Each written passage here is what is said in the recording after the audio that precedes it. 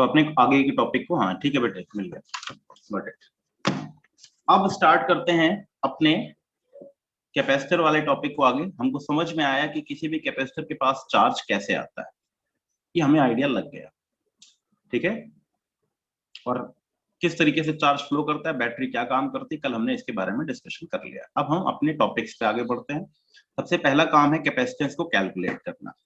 Capacitance को calculate कैसे किया जाए, पोटेंशियल का जो टर्म है उसको यूज किया जाए और उसी के बेस पे आगे बढ़ा जाए। कैपेसिटेंस क्या चीज है, हमको पता है कि कैपेसिटेंस किसी भी डिवाइस के लिए ability to store the charge और ability to store the electrostatic energy की बात करता है। हमारा बेसिक कंसेप्ट क्या है, हमारा बेसिक कंसेप्ट ये है कि किन्हीं भी दो प्लेट्स के बीच में एनर्जी को कन्फाइंड कर देना है। यही हमारा गेम है, हमको इसी को देख के चलना है और इसी के अकॉर्डिंग हमको देखते हुए चलना है। अब मुझे कैलकुलेट करना है कैपेसिटेंस, तो मुझे मालूम है कि कैपेसिटेंस को कैलकुलेट करना है तो उसके ज्योमेट्रिकल शेप एंड साइज पे डिपेंडेंट है। तो हमारा बेसिक पर्पस क्या होगा, हमारा बेसिक पर्पस ये है कि हमें किसी भी तरीके से कैलकुलेट करना है potential difference in terms of charge.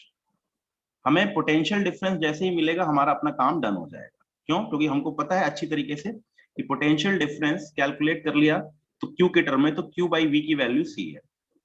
तो हमारे बोर्ड के सिलेबस में है पैरेलल प्लेट कैपेसिटर, उसका कैपेसिटेंस डिराइव करना है। तो पैरेलल प्लेट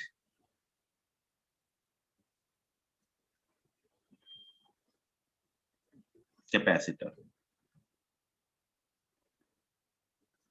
हमारा मुद्दा है पोटेंशियल डिफरेंस निकालना क्यू के टर्म में, वो हमको निकालना आता है, हमने लास्ट वाले चैप्टर में डिस्कशन कर रखा है। हमारे पास दो प्लेट्स हैं, सपोज प्लेट्स कैसी हो सकती हैं, प्लेट्स किसी भी शेप की हो सकती हैं, कोई जरूरी नहीं कि रेक्टेंगल ही हो, कुल मिला के इनके प्लेट एरिया की बात बनेगी। प्लेट्स सर्कुलर भी हो सकती हैं, प्लेट्स ट्रायंगुलर भी हो सकती हैं।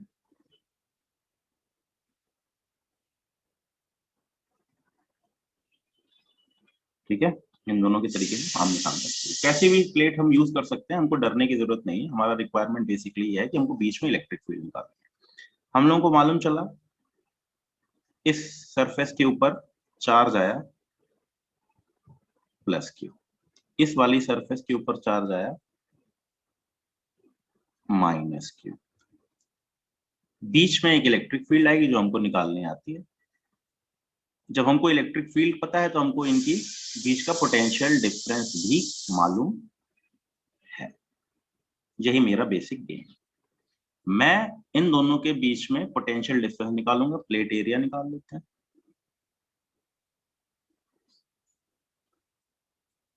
Plate area is equal to facing area is equal to A. क्या हो सकता है, पाई आर स्क्वायर हो सकता है, कुछ और भी हो सकता है, कुछ और भी हो सकता है, कुछ भी हो सकता है। तो अपना बेसिक दिमाग में ये लगाना है कि हमें चुपचाप शांतिपूर्वक ये याद रखना है कि वैल्यू हमारी क्या आने वाली है, उसी के बेस पे हमको आगे बढ़ना है। ठीक है, तो फेसिंग एरिया जो है वो ए है, निकाल सकते हैं फेसिंग एरिया। अगर कोई मुझसे कहे एक प्लेट है, लेंथ एल की, विड्थ डब्ल्यू की, इसके सामने ऐसे प्लेट रखी, सपोज दोनों का कॉमन एरिया, ये लेंथ एल डैश है, ये length L dash. What will be the area?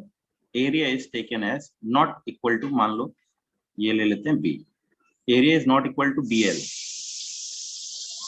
Area is equal to कितना लेंगे, B L dash. Facing area ध्यान रखना है, हमारा बेसिक पर्पस फेसिंग एरिया को ही ध्यान में रख के काम करना है। ठीक है,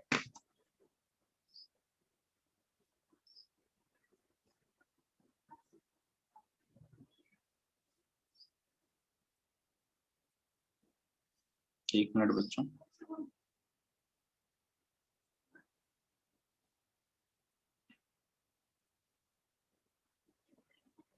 बड़ी जटिल। ठीक है, डी है separation between plates.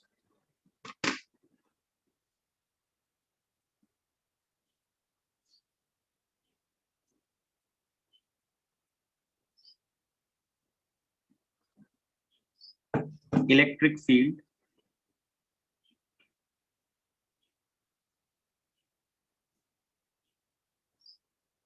inside volume between plates E is equal to कितना होता है भाई, बताइए कितनी आएगी वैल्यू, आपके सामने लिखी हुई है वैल्यू।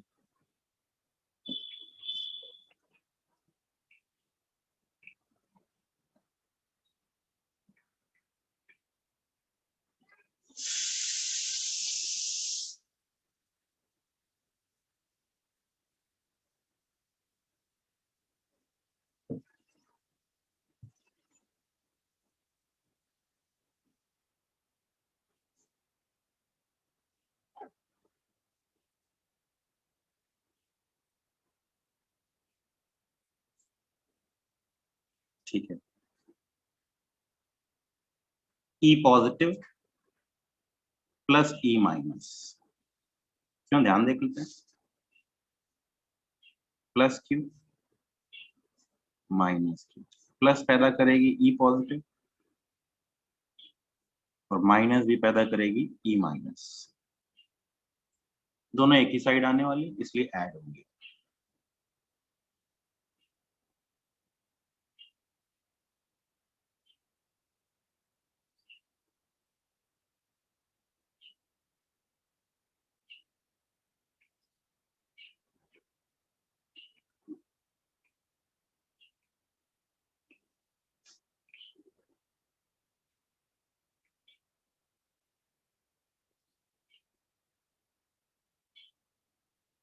ठीक है,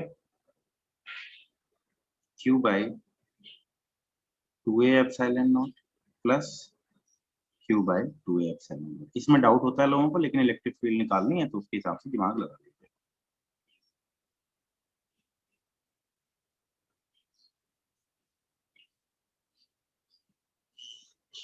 हैं। That is Q by epsilon not. ठीक है, पोटेंशियल डिफरेंस, हमेशा पोटेंशियल डिफरेंस निकालना है Q के टर्म में between plates.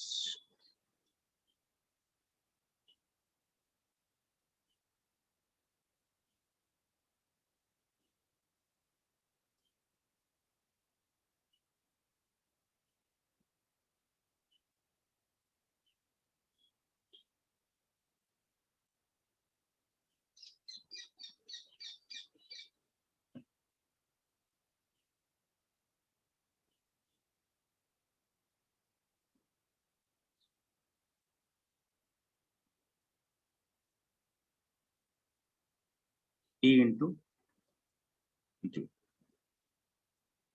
Q by A epsilon not into D। Capacitance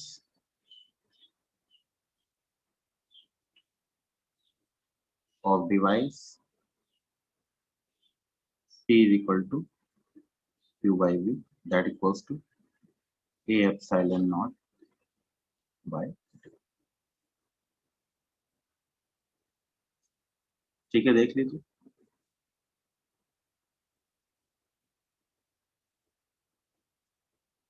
किसी को issue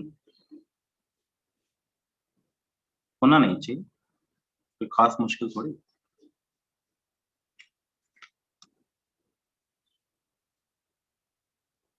C is equal to Q by V, that equals to A epsilon naught by D। Done. Capacitance of device, ये plate area, plate area नहीं है, कौन सा area है, facing area.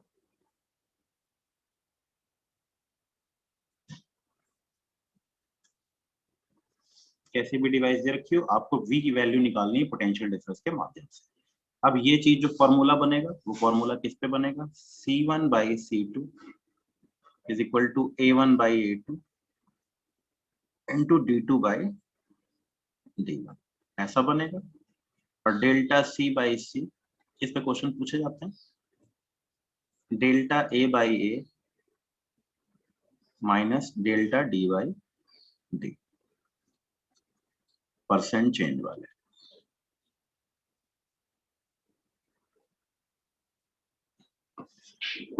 ठीक है, दोनों क्वेश्चंस हैं, कॉमन है, आते हैं, खूब पूछे जाते हैं, इसलिए आप लोगों को पता भी होने चाहिए। और इसमें ऐसा कोई बहुत बड़ा इशू भी नहीं है कि आपको दिक्कत आएगी इसमें, आपको बस दिमाग लगाना है कि कैसे निकालना, क्या वैल्यू निकलनी है। ठीक है, ये फॉर्मूले हमने खूब यूज किए हुए हैं, एक दो प्रॉब्लम्स देखते हैं, निकालते हैं।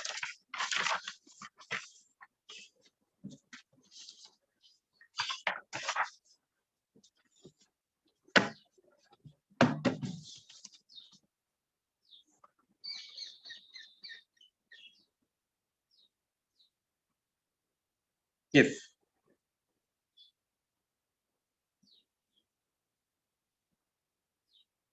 area of plates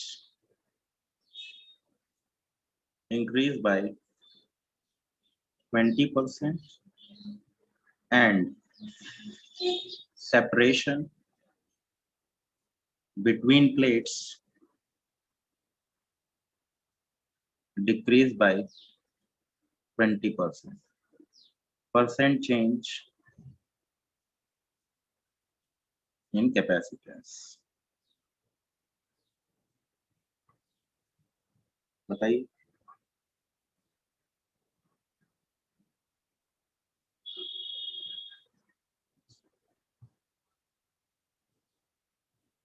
What is the percent change in capacitance?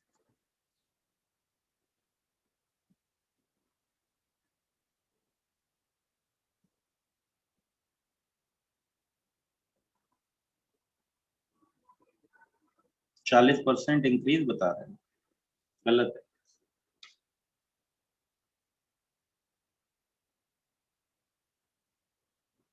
50% आदि, ठीक है। जब हम बेसिक कंसेप्ट भूल जाएंगे तो कहानी में गड़बड़ी है। जीरो क्यों भाई, जीरो क्यों, जीरो जीरो क्यों, यही तो देखना है। जब ये किसके लिए फॉर्मूला अप्लाई होता है सात्विक बेटे, ये जो फॉर्मूला है ना, ये फॉर्मूला लेस देन 5% पे अप्लाई कीजिए। जब बड़े परसेंट है तो डायरेक्ट पुट कीजिए। 5% से बड़े चेंजेस के लिए हमको डायरेक्ट अप्लाई करना पड़ेगा, ध्यान रखिए।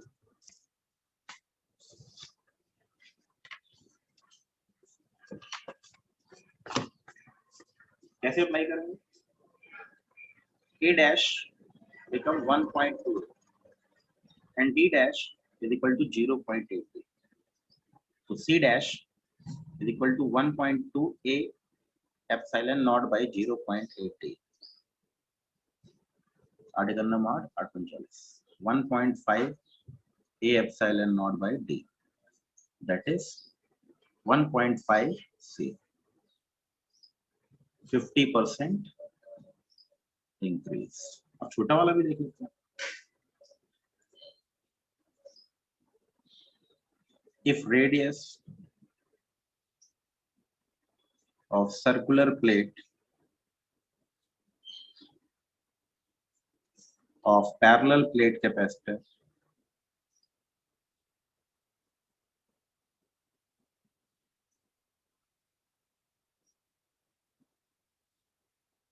increase by 1% and separation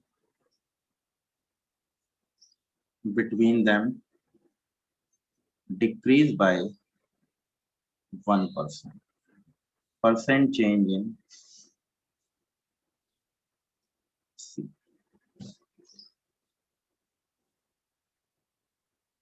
बताओ भाई, फटाफट निकालो और बताओ जल्दी से, जल्दी जल्दी, आसान से question. Yes yes yes yes, 3% increase, ठीक है। भाई एक चीज मुझे समझ में नहीं आई, मौलिक दलिशा, तुम लोगों के नंबर इतने घटिया है ना, इतनी गुस्सा आ रही थी, कल मैं रिजल्ट देख रहा था, हद हो गई। दलिशा इतने नंबर कम क्यों है बेटे? इतने ज्यादा कम नंबर, मैं पागल हो गया। मैं देखा, मैंने कहा बहुत मुझे शर्मिंदगी हुई। मैंने कहा बताओ यार क्या फायदा इतना पढ़ा पढ़ा के डिटेल में पढ़ाओ। चलो 2-4 क्वेश्चनों में डाउट समझ में आ जाता है, 2-4 80 नंबर तो आराम से आते हैं यार। तो बहुत गलती, कोई ऐसे गलती थोड़ी करते हैं। मौलिक भाई तुम तो यार, तुम्हारा तो डब्बा गोल होता जा रहा है। मौलिक गिव मी द आंसर, इतने नंबर कम क्यों आ रहे हैं यार? इतने ब्राइट स्टूडेंट हो, बढ़िया सिलेक्शन की उम्मीद है, इतनी बढ़िया मेहनत करते हो, इतना काम करते हो, इतने नंबर खराब आ रहे हैं, मतलब शर्मिंदगी की बात है यार। मतलब सही बताऊं तो गड़बड़ है, ये बहुत ज्यादा गड़बड़ है, रियली रिडिकुलस। मतलब मैं, आप लोगों को पता नहीं क्या दुख होता है कि नहीं होता। मैं कल नंबर देख रहा था, मुझे इतनी शॉकिंग लगी। मैंने कहा बताओ यार, इतने मेरे प्यारे प्यारे बच्चे, इतने अच्छे अच्छे बच्चे मेहनत कर रहे हैं, सब कुछ कर रहे हैं। अरे मैं मान लेता 2-4 क्वेश्चन में दाया आया था, मैंने 90+ बोला था, ठीक है। पेपर ऐसा अजीब सा बना दिया उन्होंने, टफ नहीं था पेपर, अजीब सा था, कुछ कुछ गड़बड़ियां मतलब ऐसी थी, अजीब सी डाइसी टाइप की चीजें थी, इसमें डाउटफुल थे कंडीशन। हटा दो उनको, 80 नंबर तो आने चाहिए थे यार। और 80 के अबव केवल एक बड़ी, अंजलि को छोड़ के कोई भी नहीं। मतलब ये बहुत ज्यादा शर्मिंदगी की बात है। मतलब मुझे देख के तो बड़ा अजीब सा लगा कि what we are doing right now, exactly what we are doing, मुझे समझ में नहीं आ रहा। सिंपल सिंपल पढ़ाऊं, मैं टफ इसलिए पढ़ाता हूँ क्योंकि भाई एडवांस वाला गेम मुझे लेके चलना होता है। मेंस वाला गेम मैं मान के चलता हूँ कि मेरे बच्चे तो जब एडवांस का काम कर लेंगे तो एडवांस मेंस का काम तो कर ही लेंगे। पेपर पूरा एडवांस के लेवल का नहीं थी, मेंस के लेवल का पेपर था। 2-4 क्वेश्चनों को हटा दिया जाए तो फिर कहानी कुछ थी भी नहीं। और वो 2-4 क्वेश्चन तुम लोग से एक्सपेक्टेड है कि तुम लोग कर ले जाओ। कुछ बच्चों ने बढ़िया परफॉर्म किया, कुछ बच्चों को मुझे एक्सपेक्टेशन नहीं। सात्विक के देखो कितने अच्छे नंबर आए, मुझे अच्छा लगा। मैंने कहा देखो चलो भाई, अभी तक नंबर देखे नहीं सात्विक के, पिछली बार नंबर थे, इस बार उसने अच्छे, बहुत अच्छा इंप्रूवमेंट भी है। और मुझे लगता है अगली बार वो तुम लोगों को बीट कर देगा, डेफिनेटली बीट कर देगा। कुछ नए बच्चे जो ऊपर उठ के आ रहे हैं वो डेफिनेटली तुम लोगों को बीट करेंगे, क्योंकि तुम लोग बहुत मोनोटोनस हो रहे हैं। तुम लोग के दिमाग में ये चल रहा है कि मेरे तो नंबर आ ही जाएंगे, और आ ही नहीं रहे।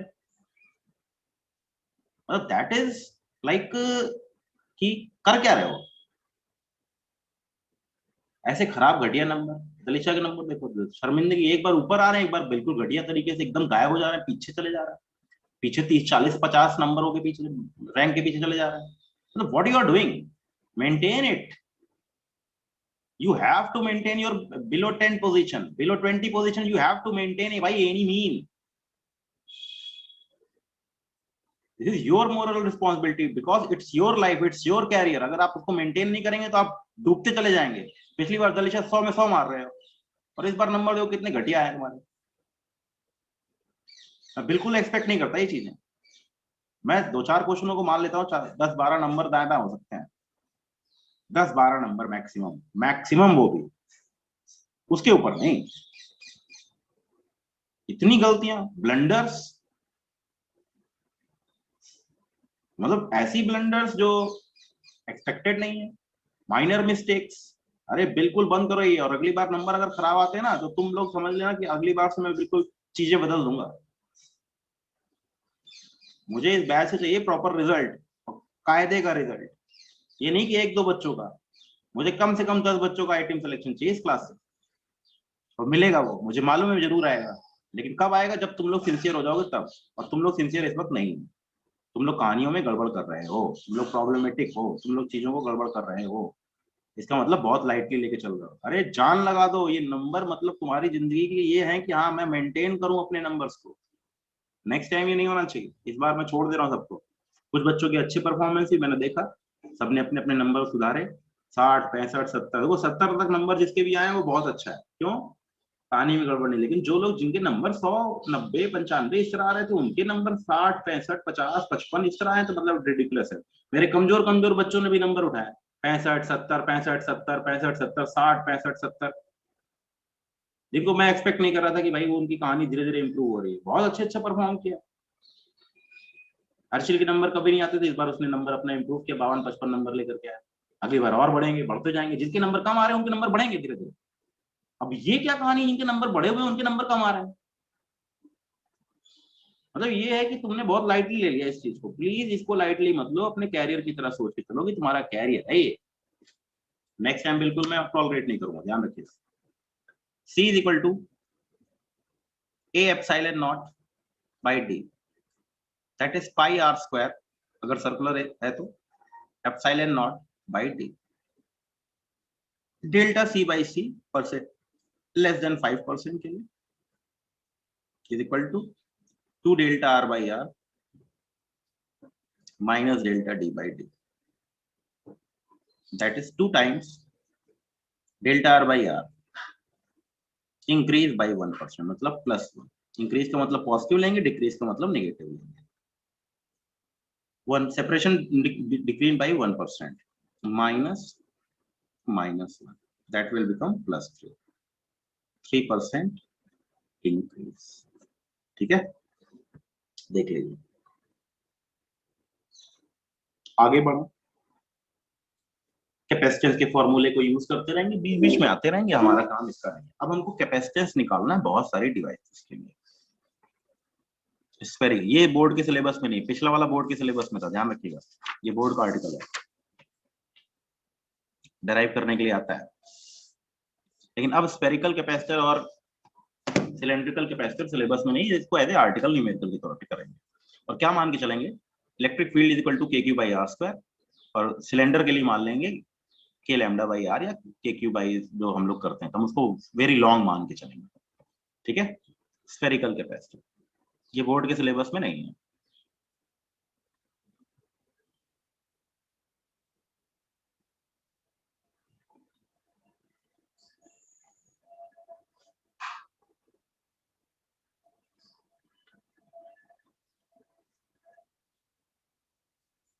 चले देखते हैं स्फेरिकल कैपेसिटर,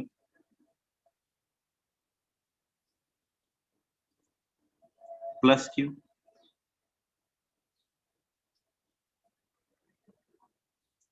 माइनस क्यू, उल्टा भी ले सकते हैं, बाहर प्लस क्यू अंदर माइनस क्यू, मतलब ऐसे, लेकिन फेसिंग पे होगा ये चार्ज हमेशा फेसिंग सरफेस पे है। इसको जोड़ दिया है बैटरी के साथ कनेक्टेड, इनर रेडियस R1 लेंगे, आउटर रेडियस R2 लेंगे। इसका कैपेसिटेंस कैलकुलेट करके मुझे बताइए। चलो जल्दी जल्दी करो भाई। कैसे निकालोगे, डायरेक्ट तो निकलेगा नहीं पोटेंशियल डिफरेंस, आपको इन दोनों के बीच में पोटेंशियल डिफरेंस निकालना है चार्ज क्यू के टर्म में, तो डायरेक्ट निकलेगा नहीं, हमेशा फॉर्मूला वही यूज करना है, dv is equal to minus of E dot D R. पिछले वाले में भी यूज किया था, वहां सिंपल गेम था, क्योंकि इलेक्ट्रिक फील्ड कांस्टेंट थी, as electric field is equal to constant. क्या फॉर्मूला था, dv is equal to minus of E dot D are.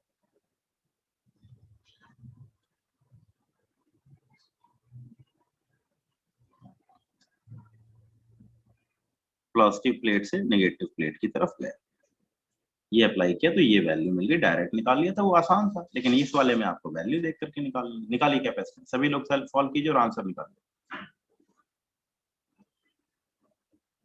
और अपने कैरियर के लिए सभी लोग सुरक्षित हो जाइए, मेहनत कीजिए, अच्छे से काम कीजिए।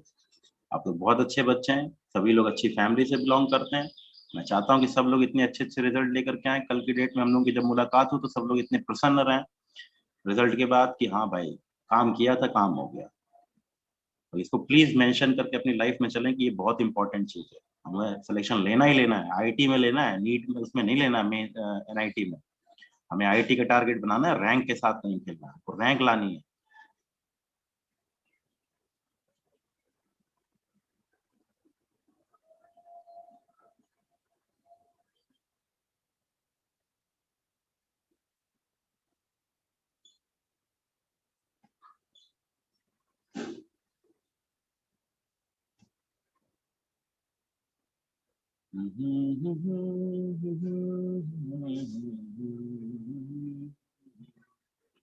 Four pi epsilon naught R1 R2 upon R2 minus R1, correct है आदित्य। आदित्य तुम्हारे कितने नंबर थे, मैंने देखा था कि ठीक तो थे। आदित्य कितने नंबर थे बेटे, आदित्य भास्कर, फिजिक्स में कितने थे मुझे ध्यान नहीं आ रहा।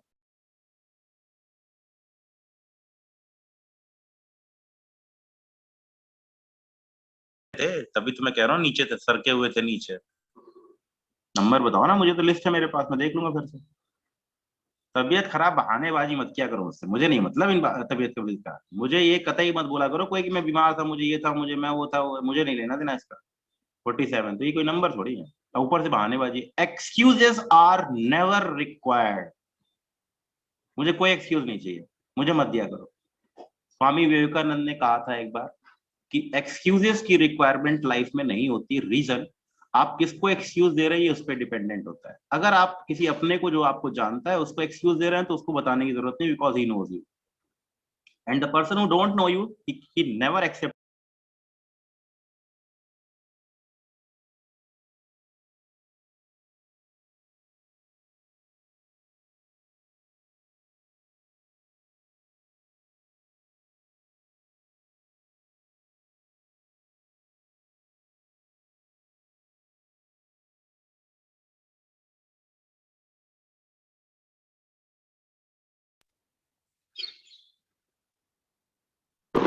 ये सबको समझा रखा है बच्चों के, जब भी मैं एक बार फोन काट दूं दोबारा कॉल मत करो।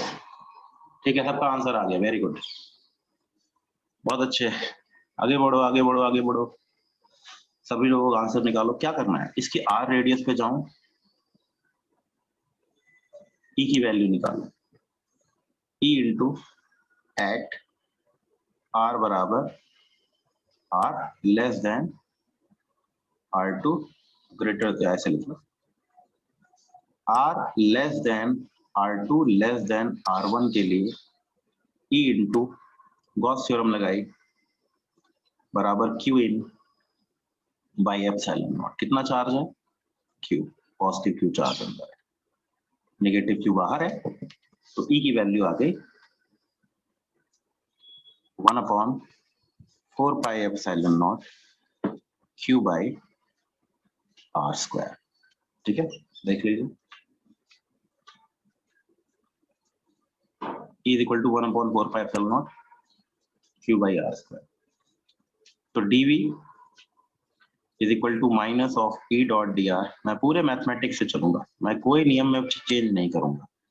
मैं प्लस प्लेट से माइनस प्लेट पे जा रहा हूं, यानी R1 से R2 पे जा रहा हूं। देख लीजिए, किसी को डाउट नहीं होना चाहिए, बहुत मुश्किल भी नहीं है और ऐसी कोई झंझट वाला गेम भी नहीं है कि आपको इसमें बहुत दिक्कत आ रही है। अब इनकी वैल्यूज को पुट कर लेंगे।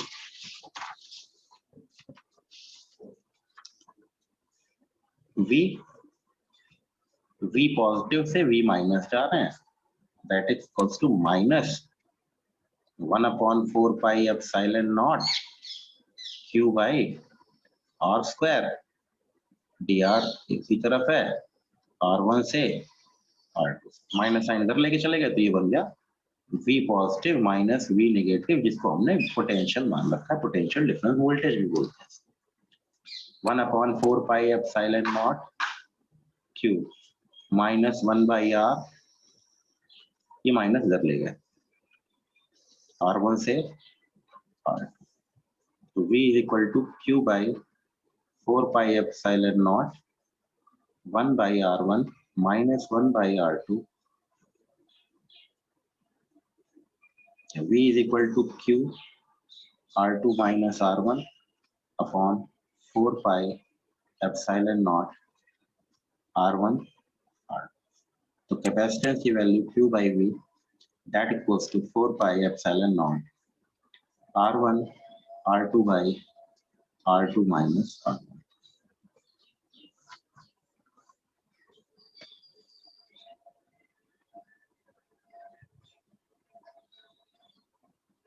देख लीजिए, ठीक है, आइसोलेटेड स्फीयर है तो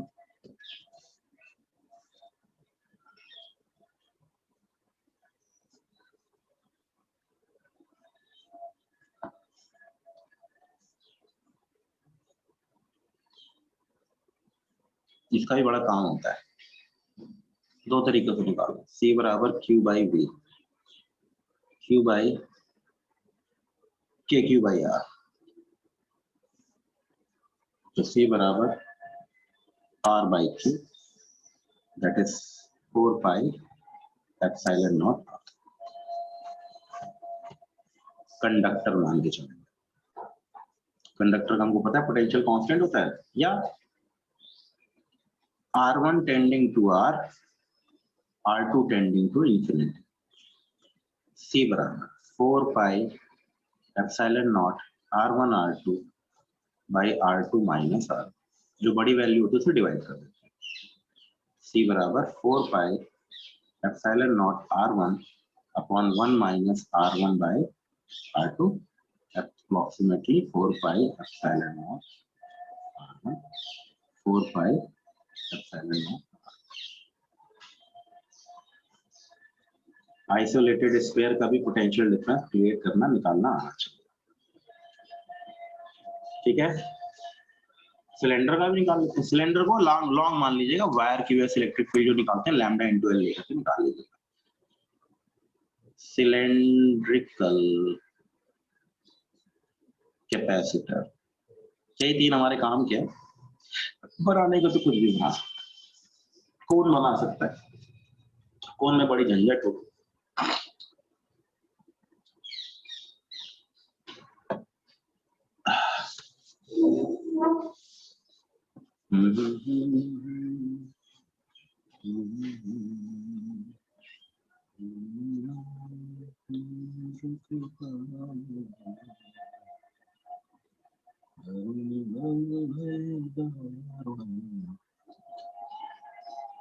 आज अभी इसी क्लास के बाद मतलब सेकंड क्लास में बाकी पढ़ेंगे। अभी जो मीटिंग एंड हो जाएगी बस आज उतना ही रखेंगे, बाकी उसके बाद सेकंड क्लास में तब आ जाएंगे डिवाइसेस कैपेसिटर की जो काम की चीजें उन पे याद करेंगे, पूरा डिस्ट्रीब्यूशन ऑफ चार्ज देखेंगे, सर्किट पे कूदेंगे, डाइलेक्ट्रिक डालेंगे, उनका गेम देखेंगे। मान लीजिए इसकी लेंथ है, लेंथ एल ले लीजिए, ठीक है। अभी फिलहाल के लिए बस ये जो पहली वाली जूम मीटिंग एंड हो जाएगी वहीं तक रखेंगे, ठीक है ना। सेकंड जूम मीटिंग नहीं रखेंगे आज।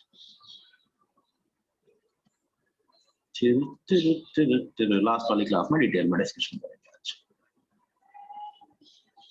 माइनस माइनस इधर minus minus minus minus minus minus minus minus minus minus, जोड़ा कैसे गया है, ऐसे बैटरी लगा दी गई है, ठीक है। बीच में इलेक्ट्रिक फील्ड, चार्ज क्यू है, चार्ज माइनस क्यू। निकालिए इसका कैपेसिटेंस बताइए, उसी फॉर्मूले पे जैसे निकालते हैं।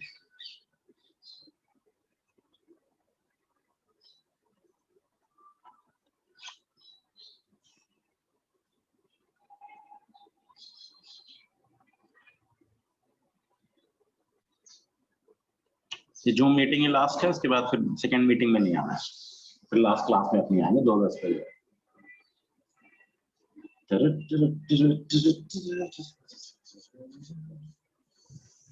हे प्रभु, तो सही में मैंने रिजल्ट देखा, मुझे अच्छा नहीं लगा, अजीब सा लगा, मूड खराब हो गया। शाम को ही बच्चों पे भी खूब चिल्लाया, बुल्लू को भी कल पिटाई की कायदे से, पढ़ाई लिखाई नहीं कर रही थी, कल ठोका कायदे से उसको भी।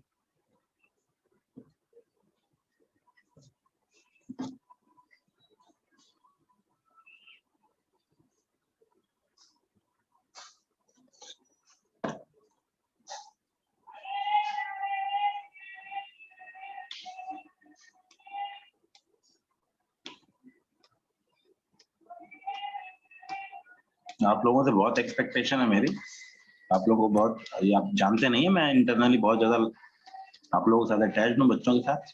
तो खास करके आपका बैच तो मुझे बहुत ही अच्छा लगता है। आपके बैच से पहले एक बार सुमित वाला बैच था तो मुझे बहुत पसंद था, सारे बच्चे अच्छे थे। आपका बैच भी बहुत अच्छा है।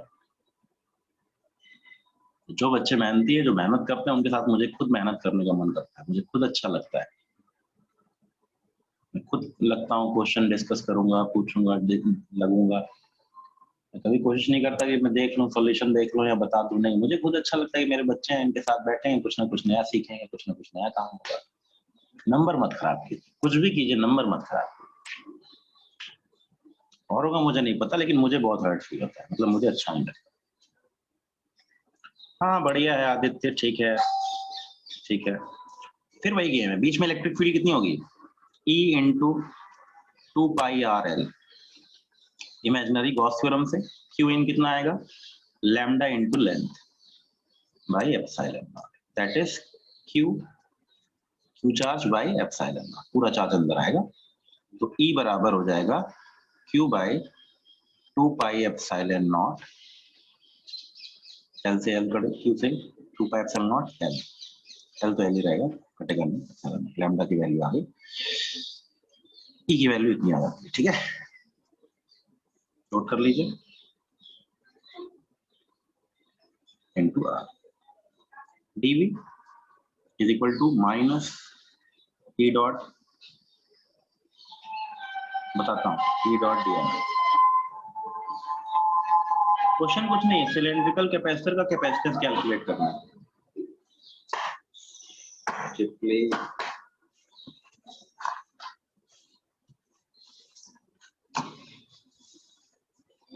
अरे चिपके लिए भाई, हम लोग तो गई गई गई, अरे गई ना, V पॉजिटिव से V निगेटिव। अरे बेटा बीच में इलेक्ट्रिक फील्ड सिलेंडर वाला याद करो, क्या गेम था, गॉस थ्योरम, सिलेंड्रिकल सरफेस मानी, उसके लिए गॉस थ्योरम अप्लाई की, E into 2 pi R, R radius पे गए, एक सिलेंडर काटा क्लोज सरफेस वाला, याद आया, इसका surface area E into 2 pi r L कर लिया, इससे प्लस जीरो, इससे प्लस जीरो, इससे E into 2 pi r L plus बराबर क्यू इन, क्यू इन कितना है, lambda into L by epsilon, lambda क्या होगा, Q by L, L L cut गया, क्यू एप्सिलॉन, तो बीच में इलेक्ट्रिक फील्ड की वैल्यू इतनी आ गई। अब लगा दिया डीवी, V पॉजिटिव से V माइनस गए, तो V minus minus V positive is equal to minus Q by 2 pi epsilon naught L 1 by are